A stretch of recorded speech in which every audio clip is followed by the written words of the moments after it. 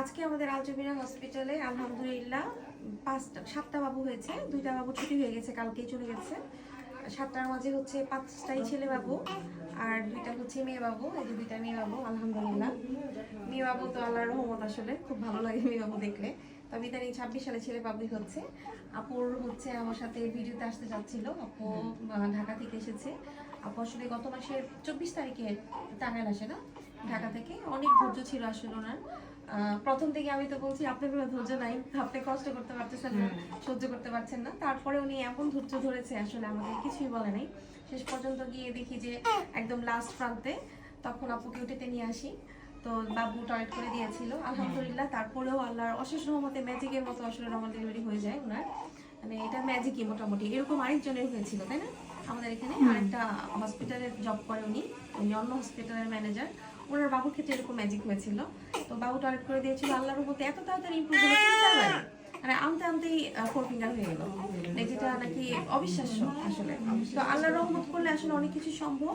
তারপরে এই বাবুটার একদম পানি জমে এসেছিল, একদমই পানি ছিল না। তারপর আল্লাহর রহমত ইনজেকশন দেওয়ার পরে তারপর নর্মালি হয়ে গেছে। তারপরে এই বাবুটার ক্ষেত্রেও সেম কাহিনী। ওর বাবুটা হলো 35 সপ্তাহে না 34 সপ্তাহে হলো। বাবাকে বলেছিলাম যে যদি ভালো না থাকে তাহলে কিন্তু এনআইসিইউতে নিতে হবে। তো ওনারা অনেক চিন্তা ভাবনা করে তারপর ভর্তি হয়। আল্লাহর রহমতে হওয়ার পরে কিন্তু ভালো আছে এবং বাবুর ওজনও খারাপ হয়নি, 2 কেজি 800 গ্রাম হয়েছে। এই বাবুর ওজন 3 কেজি হয়েছে আলহামদুলিল্লাহ। এই বাবুর বাবা মনে হয় ফিজিওথেরাপিস্ট। এই বাবুর বাবা হচ্ছে ফিজিওথেরাপিস্ট। আচ্ছা, এই বাবুটাও 3 কেজি হয়েছে। এই বাবুর মা আসলে অনেক ধৈর্য। আমি ফুল ডায়ালেট হয়েছে তাও উনি কান্নাকাটি করে নাই, একটু কান্নাকাটিও করে নাই। লাস্টে গিয়ে আসলে অনেকেই দেখা যায় যে পুশ করতে পারে না, তখন আমার হেল্প করা লাগে। আর উনি পর্দা মেনটেন করতে চেয়েছিল অ্যাকচুয়ালি। তো ওনার ক্ষেত্রে আমিই ছিলাম, কোনো ছেলে মানুষ ছিল না। তো যাই হোক, কিছু কিছু ক্ষেত্রে টিম ওয়ার্কের ক্ষেত্রে দেখা যায় ছেলেদের হেল্প লাগে, তখন আমরা হেল্প নেই। আদারওয়াইজ কিন্তু ছেলে মানুষ না থাকলেও চলে। হ্যাঁ, তো ওর মা বলেছিল যে যদি ছেলে না থাকে, এই কারণে আমরা টোটালি কোনো ছেলে রাখিনি, ফুল মেয়েটেনই ছিলাম। কিন্তু বিপদে পড়লে কিন্তু রাখতে হতে পারে, কারণ কি কোনো মানে কোনো কিছু কিছু ক্ষেত্রে কিন্তু হয় না, তখন লাগে।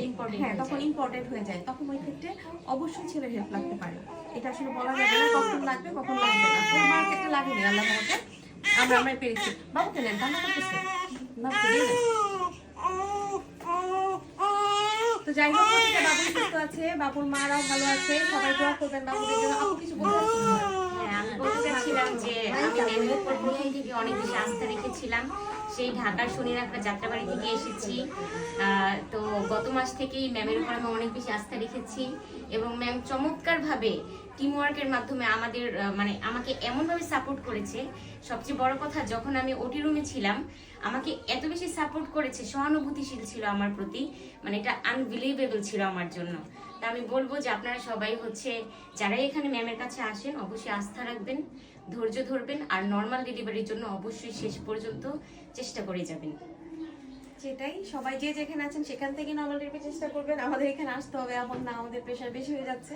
আমার মনে হয় ধৈর্য ধরলে এবং সাহস করলে জন্ম মৃত্যু আল্লাহর হাতে। হ্যাঁ, এই জিনিসটা যে মানতে পারবে সেখানে দেখবেন যে আপনারা সাহস করলে অন্য সবাই সাহস করবে, ডক্টররাও সাহস করবে। আপনারা যদি বলেন যে না আমি নর্মাল ডেলিভারি করবো, যদি কোনো মানে সিভিয়ার কোনো প্রবলেম না থাকে, যেমন প্লাসেন্টা প্রিভিয়ার থাকলে নর্মাল ডেলিভারি পসিবল না, লো লাইন প্লাসেন্টা থাকলে পসিবল না, ডায়াবেটিস বা হাইপারটেনশন যদি থাকে সেক্ষেত্রেও মানে পসিবল না। অনেক ক্ষেত্রে মনিটরিং করলে পসিবল হয়, কিন্তু অধিকাংশ ক্ষেত্রে পসিবল হয় না।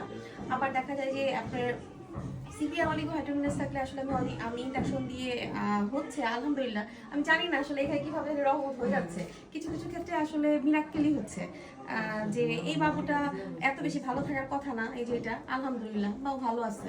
কালকে 6.5 মাসের একজনকে ভর্তি দিলাম, বাচ্চার ওজন হচ্ছে মাত্র 1 কেজি, অস ওপেন মানে যার মুখ্য না। তারপরে আলহামদুলিল্লাহ ব্যথাটা কমে গেল, বাড়িতে ছেড়ে দিছে ওনাকে। বাবুটা কিন্তু হয় নাই, উনি কিন্তু খুব টেনশনে ছিল বাবু যদি হয়ে যায় নর্মাল ডেলিভারি কেমন হবে। তো এখানে আসলে আমরা সব টাইপের কেসই ভর্তি রাখছি, কারণ আমার তো পেশেন্ট, আমি কি করবো এখন। এখানে আমার এখানে খারাপ কয়টা হলো এটা দেখার বিষয় না, খারাপ খুব কমই হয়েছে। কিন্তু 1 কেজি বাচ্চা, এরকম বাচ্চা আসলে কেউ রাখতে চায় না। কিন্তু পেশেন্ট এসে কিন্তু এখান থেকে যেতে চায় না, বলে যে যা হয় হবে, জন্ম মৃত্যু যা হয় হবে, এখানেই থাকবো। তো আমার কাছে মনে হয় আমাদেরটা আসলে এখন আর ক্লিনিক নাই, ওই পর্যায়ে নাই। যে পরিমাণ নর্মাল ডেলিভারি হচ্ছে আসলে মোটামুটি গভর্নমেন্ট হসপিটালের মতো নর্মাল ডেলিভারি হচ্ছে, সবাই আস্থা রাখছে, আমরা চেষ্টা করছি ওরকম ভাবে আসলে। সবাই দোয়া করবেন এবং সবাই সাহস করবেন, সাহস করলে হবে।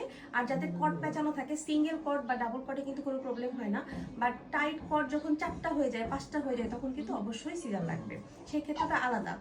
ঠিক আছে, ওইটা কিন্তু রেয়ার কেস, সবার কিন্তু হয় না। সিঙ্গেল এবং ডাবল কর্ড আমরা প্রচুর নর্মাল ডেলিভারি করেছি, এটা মানে হিউজ। ও তো মনে কর্ড পেঁচানো ছিল, ওর মনে হয় পায়ে পেঁচানো ছিল, পায়ের দিকে পায়ের দিকে পেঁচানো ছিল। হ্যাঁ, তারপরে এই যে এই বাবুরও কট পেঁচানো ছিল, যে এই বাবু যে ফিজিওথেরাপিস্ট, ওনারও বাবুরও কট পেঁচানো ছিল, এই জন্য আগাচ্ছিল না। কট পেঁচানো থাকলে দেখা যায় আগায় না, তখন বাচ্চার মাকে একটু হেল্প করলে তাড়াতাড়ি হয়ে যায়। তো যাই হোক, যে যেখানে থাকেন সেখান থেকে আমাদের জন্য দোয়া করবেন, আলজেমিরা হসপিটালের জন্য সবার জন্য দোয়া করবেন। ভালো থাকবেন, সুস্থ থাকবেন। আল্লাহ হাফেজ, আসসালামু আলাইকুম।